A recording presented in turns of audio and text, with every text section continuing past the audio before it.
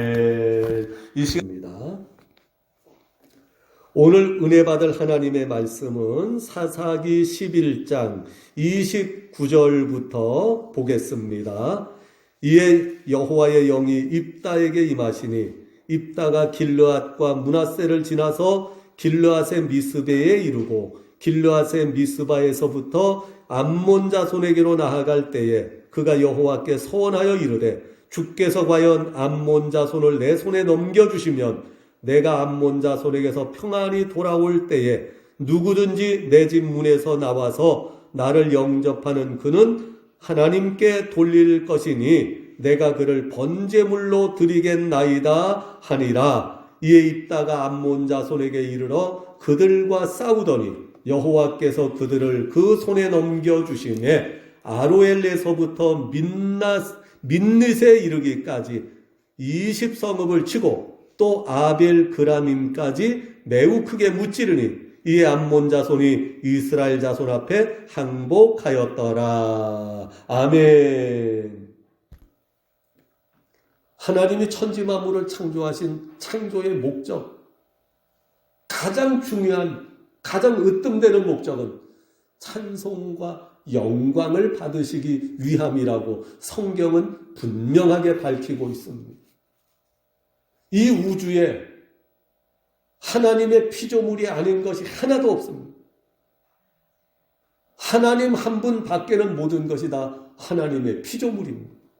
그 하나님의 모든 피조물 중에서도 우리 인간은 피조물 중에 가장 으뜸이 되는 존재입니다. 하나님이 그렇게 세워놓으셨습니다. 왜? 우리 인간을 통하여 하나님이 찬송과 영광을 받으시기를 원하시기 때문입니다. 그래서 우리가 이 땅에 살아가는 동안 인간으로서 해야 될 많은 일들 가운데서 가장 중요하고 가장 큰 사명, 일은 바로 하나님을 찬송하고 하나님께 영광을 돌리며 살아가는 일입니다. 이것이 우리 인생의 가장 중요한 목적이고 삶의 이유, 존재의 이유가 되는 것입니다.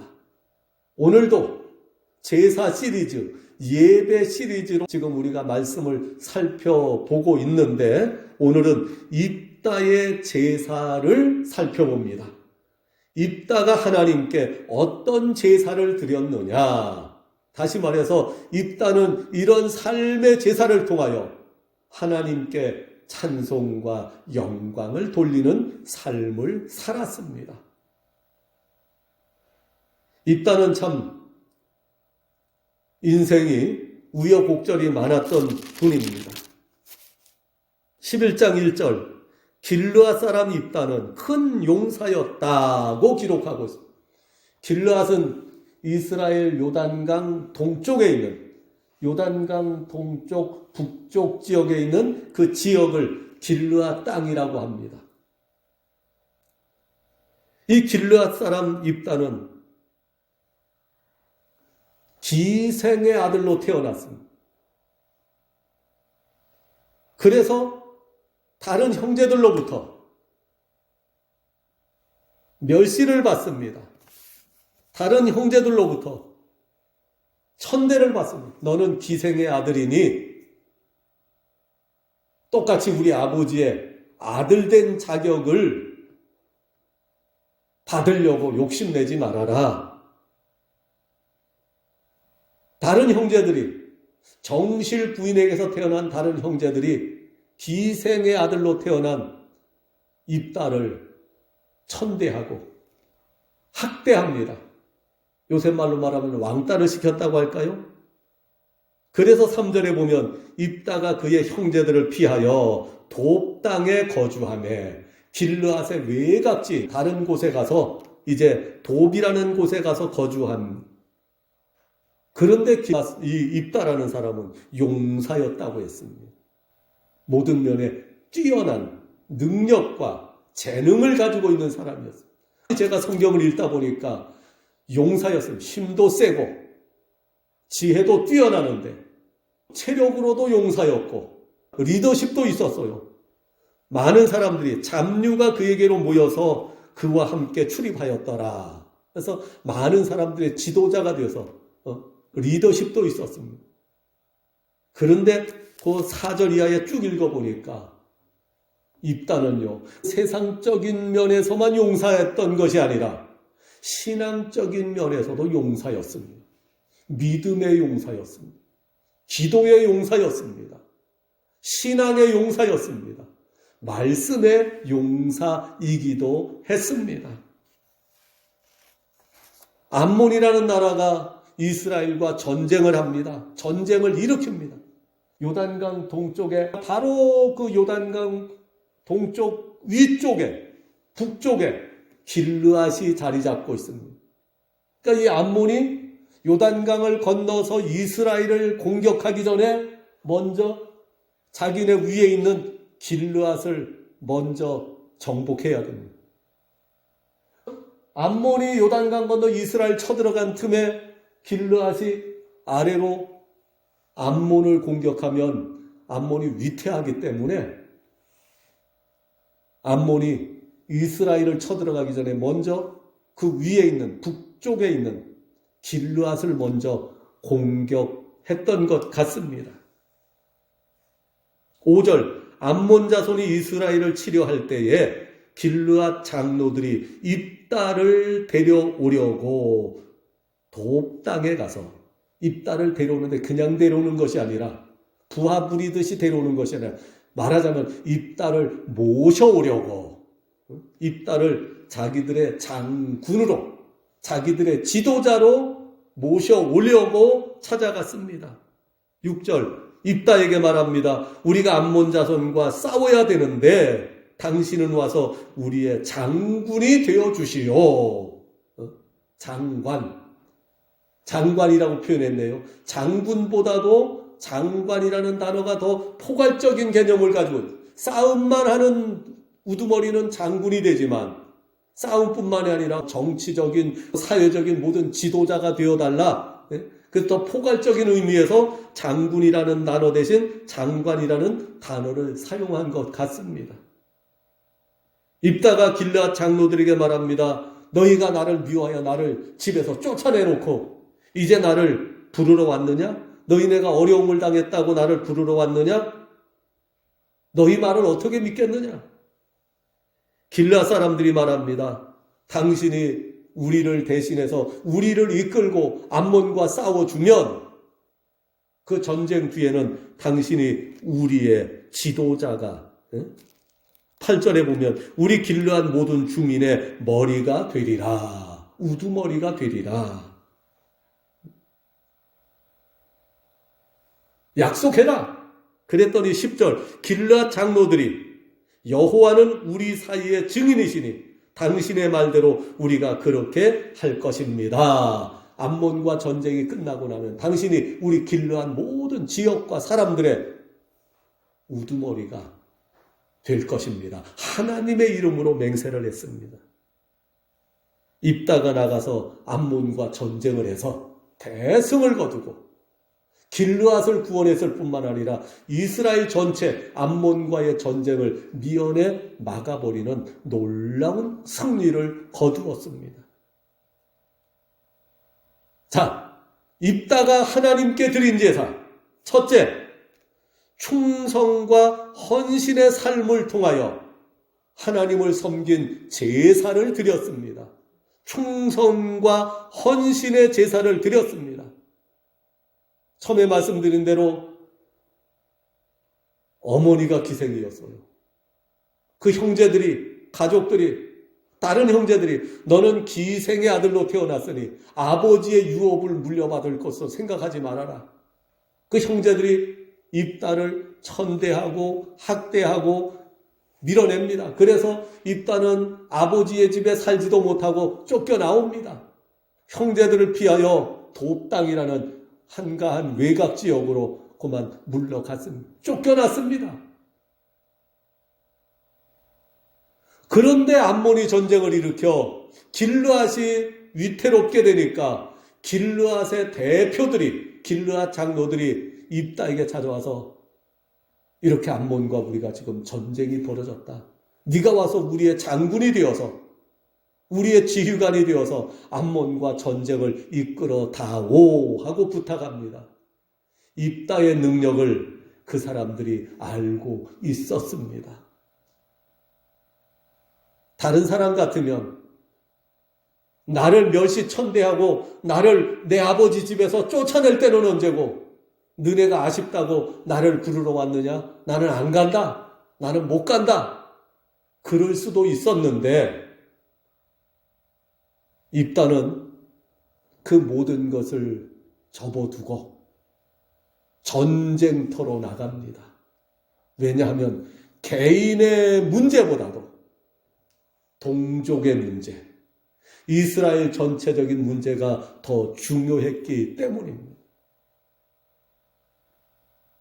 입다는 충성과 헌신으로 전쟁터에 나가는 삶, 이 삶을 통하여 하나님을 섬기고 하나님의 백성 이스라엘 민족을 지켜내고 하나님의 땅 이스라엘 영토를 지켜내는 생활, 바로 충성과 헌신으로 하나님을 섬기는 제사를 드렸던 분이 바로 이 입다입니다.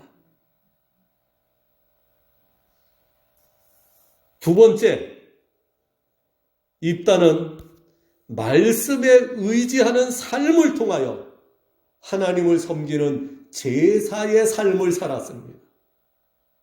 말씀에 입각한 신앙. 그런데 대충 말씀을 하는 생활이 아니라 말씀에 정통했던 입다의 신앙을 찾아볼 수가 있습니다. 12절, 입다가 암몬 자손의 왕에게 사자를 보냅니다. 너희가 나와 무슨 상관이 있기에 내 땅을 치러 왔느냐? 왜 너희가 우리를 전쟁을 일으켜서 치려고 하느냐? 암몬 왕이 말합니다. 너희가 우리 땅을 차지했기 때문에 이제 우리가 우리 땅을 찾으려고 하는 것이다. 그러니까 13절, 이제 그것을 평화롭게 돌려달라. 그 땅 우리 땅인데 너희 조상들이 차지했다. 싸우기 전에 너희가 그냥 조용히 평화롭게 돌려주면 우리가 싸우지 않아도 된다. 내 땅 내놔라. 14절, 입다가 다시 사신을 암몬 왕에게 보냅니다. 그 땅은 원래 우리 땅이 아니었다. 그 땅은 너희 땅도 아니었다. 15절, 이스라엘 백성들이 출애굽하여 올라오다가 아모리 왕 시온의 나라와 바산 왕 옥의 나라를 우리가 쳐서 점령하고 그 땅을 차지한 것이다. 그 이전부터 그 땅은 너희 땅이 아니었고 아모리 왕 시온의 나라였고 바산 왕 옥의 나라였다. 우리 조상들이 아모리 왕 시온과 싸워서 이겨서 그 땅을 차지했고 바산 왕 옥과 싸워서 이겨서 그 땅을 차지한 것이다. 무슨 엉터리를, 어거지를 쓰고 있느냐? 그 땅은 너희 땅도 아니고 우리 땅도 아니었는데 출애굽한 우리 이스라엘 백성들이 하나님의 은혜로 모세와 우리 조상들이 아모리 왕 시혼과 바산 왕 옥과 싸워서 이기고 그 땅을 우리가 차지한 것이다. 정확하게 이야기합니다.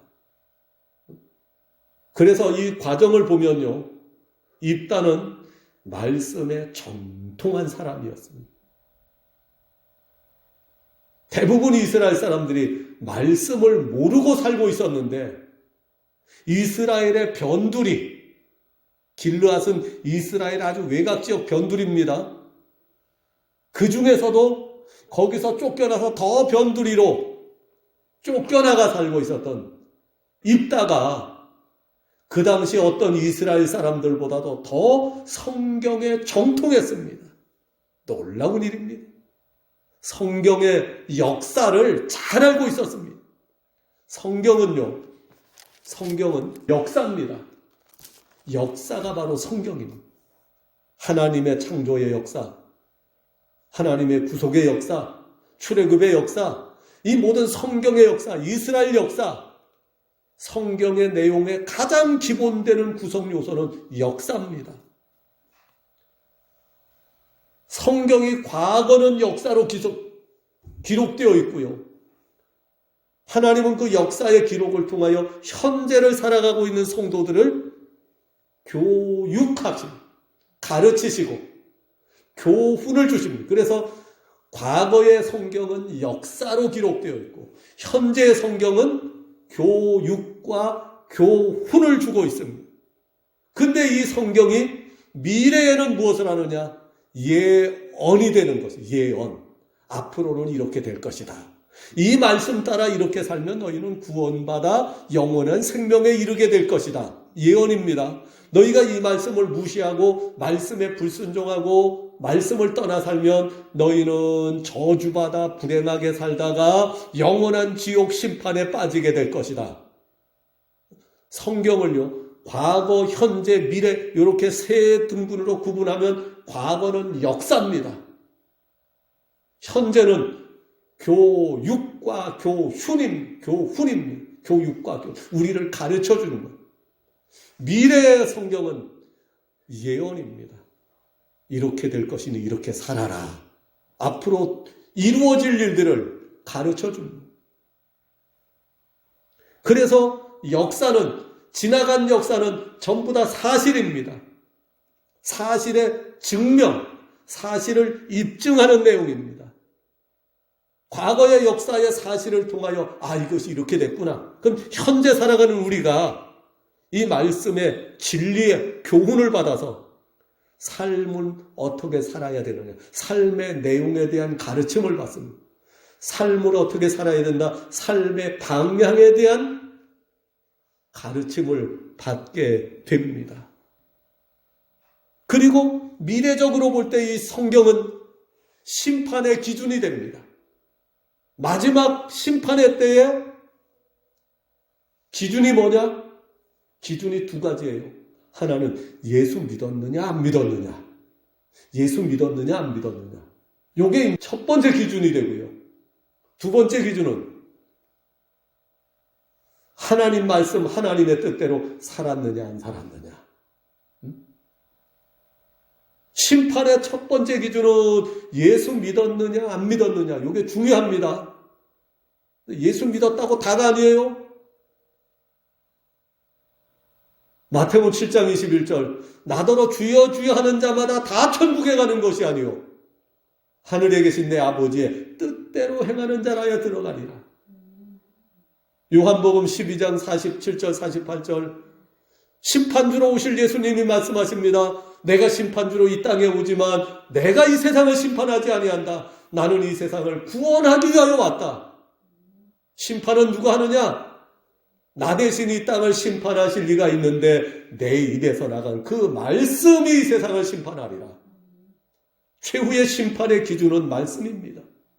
그러니까 심판의 기준이 딱 두 가지 조건이에요. 첫째가 예수 믿었느냐 안 믿었느냐. 예수 믿은 사람은 생명책에 이름이 기록되고 예수 안 믿은 사람은 행위록에 이름이 기록됩니다. 그 다음에 예수 믿었다고 그냥 100% 다 천국에 들어가는 것이 아니고 주여 주여 한다고 다 천국에 가는 것이 아니고 그 다음에는 예수 믿었어도요. 하나님의 뜻대로 살아서 알곡신앙을 이룬 사람은 천국 들어가고 예수 믿었어도 나더러 주여 주여 한다고 다 천국에 가는 것이 아니라 하늘에 계신 내 아버지의 뜻대로 행하는 자라야 들어가리라. 여기서 행함을 율법이라고 보면 안 돼요. 예수 안 믿는 사람들이 율법과 말씀을 지키는 것은 육신의 행위가 되지만 예수 믿고 구원받은 성도가 말씀 지키는 것은 믿음의 고백이요. 자기가 예수 믿는다는 증거의 표현일 뿐입니다. 그러니까 안 믿는 사람들이 말씀 지키고 주일 지키는 것은 행위, 율법의 행위가 되지만 예수 믿고 구원받은 성도가 말씀 지키고 주일 지키는 것은 행위가 아니에요. 그거는 믿음의 고백이고 믿음의 표현입니다.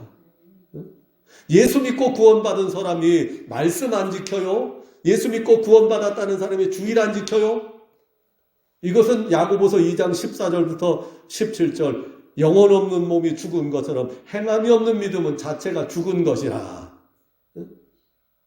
성경을 전체로 봐야 돼요.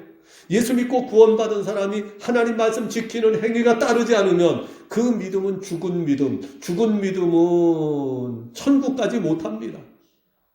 그래서 하나님 말씀 지켜도 예수 안 믿는 유대인들이 율법을 철저하게 지키는 것은 율법의 행위로 끝나지만 예수 믿고 구원받은 성도가 하나님 말씀 지키고 하나님 뜻대로 사는 것은 행위가 아니에요. 그것은 믿음의 고백이고 내 속에 들어있는 믿음의 표현일 뿐입니다. 요거 구분을 잘해야 돼요. 한국 교회는 이거 구분을 못해가지고 율법과 행위, 복음과 율법을 쪼개놔가지고 행위로 구원 못 받는다. 구원은 오직 믿음으로만 받는다. 교인들을 전부 다 불구자 신앙을 만들어놨어요. 입다는 말씀에 의지하는 신앙을 가졌습니다. 입다의 삶은 말씀에 의지하여 살아가는 삶을 통한 하나님을 섬기는 제사의 삶을 살았던 분입니다. 세 번째, 입다의 제사는 어떤 제사를 드렸느냐? 서원을 지키는 제사였습니다. 29절, 하나님의 영이 입다에게 임했습니다. 암몬 왕에게 말씀에 근거한 역사적인 사실을 가르쳐줘도 암몬 왕이 어기고 무시하고 전쟁을 일으키니까 하나님의 영이 입다에게 임했습니다. 암몬과 싸우러 전쟁터에 나갑니다. 30절, 입다가 하나님께 서원하여 기도합니다. 하나님, 이 전쟁에서 승리하여 암몬을 무찌르고 이기고 돌아오게 하시며 내가 전쟁에 이기고 돌아올 때 누구든지 내 집 문에 나와서 나를 맨 처음 영접하는 그를 하나님께 번제물로 드리겠나이다. 아마 입다는 생각하기를 그 집의 종들 중에 누구나 아니면 집에서 기르는 개가 제일 먼저 뛰어나오지 않을까, 그렇게 생각했던 것 같습니다. 번제물이라는 건, 번제는 제물을 장작 위에 올려놓고 불태워서 하나님께 바치는 제사를 번제의 제사로. 전쟁터에서 이기고 돌아옵니다. 34절, 입다가 집이 있는 곳으로 오다 보니까 무남 동료 외동딸이 소고 작은 북을 손에 들고 춤추면서 노래하면서 아버지를 마중 나오는데 제일 먼저 쫓아나옵니다. 35절, 입다가 자기 옷을 찢으며 탄식합니다. 너는 나를 슬프게 하는 자라, 너는 나를 괴롭게 하는 자라. 하나님께 입을 열었으니 내가 능히 돌이키지 못할 것이다. 딸이 무슨 말입니까, 아버지? 왜 그래요? 그래서 입다가 딸에게 사정을 설명합니다. 내가 전쟁터에 나갈 때 하나님이 암몬과의 전쟁에서 이기고 돌아오게 해주시면 내가 전쟁터에서 돌아올 때 제일 먼저 영접하는 자를 하나님 앞에 번제의 제물로 바치겠나이다. 이렇게 소원했다. 어떡하면 좋으냐? 요새 우리 같으면 그때 그거 다른 걸로 하지. 뭐 이런저런 이유로. 세상 사람들 대부분이 그렇습니다. 근데 입다는 무남동료 외동딸이에요. 하나님 앞에 번제물로 바치겠다고 소원했어요.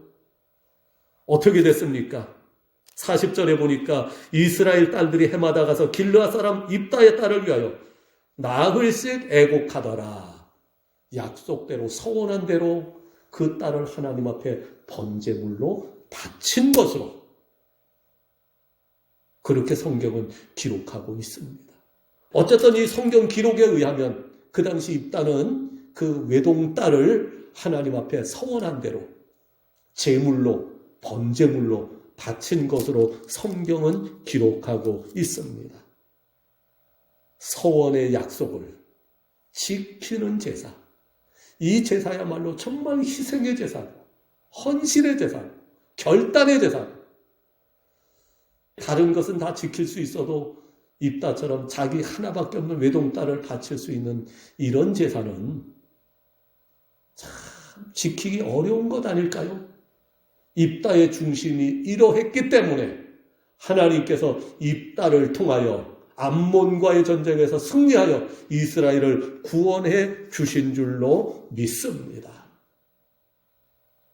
꼭 이 제사뿐만 아니라 입다의 삶 전체가 하나님 앞에 충성과 헌신의 삶을 통한 하나님을 섬기는 제사의 삶. 두 번째, 말씀에 입각한, 말씀의 정확한 삶을 통한, 생활을 통한 하나님을 섬기는 제사의 삶. 결정적인 제사는 바로 외동딸을 서원한 대로 하나님 앞에 번제물로 바치는 이런 제사의 삶. 그래서 하나님은 입다를 통하여 이스라엘을 암몬과의 전쟁의 위기에서 이스라엘을 구원하고 하나님의 승리와 축복을 이스라엘 민족에게 베푸는 통로로, 도구로, 일꾼으로 입다를 사용하여 주신 줄로 믿습니다. 입다의 신앙, 하나님 앞에 바쳐지는 제사로서의 삶을 우리도 본받아 살아가면서 하나님을 위하여, 하나님의 뜻을 위하여, 하나님의 영광을 위하여 사명을 감당하는 복된 성도들이 되시기를 예수님의 이름으로 축복합니다.